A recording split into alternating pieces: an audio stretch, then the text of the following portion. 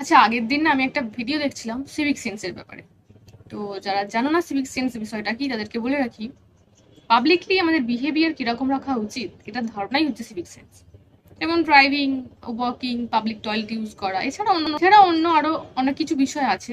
Main ব্যাপার হচ্ছে আমি এমন কোনো কাজ করব না যার জন্য অন্য কোনো মানুষের সমস্যা হয় বা অসুবিধা হয় বা পরিবেশের কোনো ক্ষতি হয়।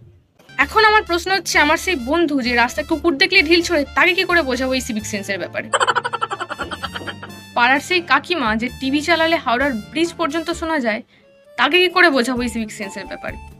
না মানে আমি জানি তুমি নিজের বাড়িতেই টিভি চালাচ্ছ, কিন্তু সমস্যা হচ্ছে আমার, আমি ঘুমাতে পাচ্ছি না। ট্রেনের সেই কাকুটাকে কি করে বোঝাবো যে না ঘুমিয়েও নাক ডাকে? ট্রেনের সেই দিদি ভাইকে কি করে বোঝাবো যে ঘন্টার পর ঘন্টা কোনো কারণ ছাড়াই আমার মুখের দিকে তাকিয়ে থাকলে আমার ঝালমুড়ি খেতে অসুবিধে হয়? তবে লেডিস কম্পার্টমেন্টে এরকম কিছু মহিলা থাকবেই থাকবে যাদের সিভিক সেন্স হাই লেভেলের, মানে ঝামেলা না করলে এদের পেটের আলু সেদ্ধ হজম হয় না। কম্পার্টমেন্টের কোন জায়গায় কতজন যাত্রী দাঁড়াতে পারবে এরা তদারকি করে। এমনকি কারোর চুল হাওয়ায় উড়ে গিয়ে অন্য কারোর গায়ে লাগলে সে চুল আটকিয়ে দেওয়াটাও তাদের দায়িত্বের মধ্যে পড়ে, এরকমটা তারা মনে করে। কোনো কারণে যদি কারোর পায়ের সাথে পা লেগে যায়, তাহলে পায়ে পা তুলতে ঝগড়া করতে এরা ছাড়ে না। আর ভুল করেও যদি কোনো লেডিস কম্পার্টমেন্টে একটা ছেলে উঠে যায়, তাহলে তার রাম নাম শ্মশান। এখন তোমরা বলবে যে নিজে একটা মেয়ে হয়ে এরকম মেয়েদের বিষয়ে কেন বলছো?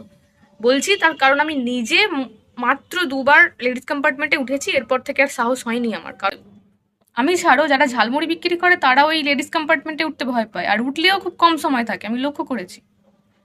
কে জানে কখন কোল্ড ওয়ার থেকে ওয়ার্ল্ড ওয়ার শুরু হয়ে যায়।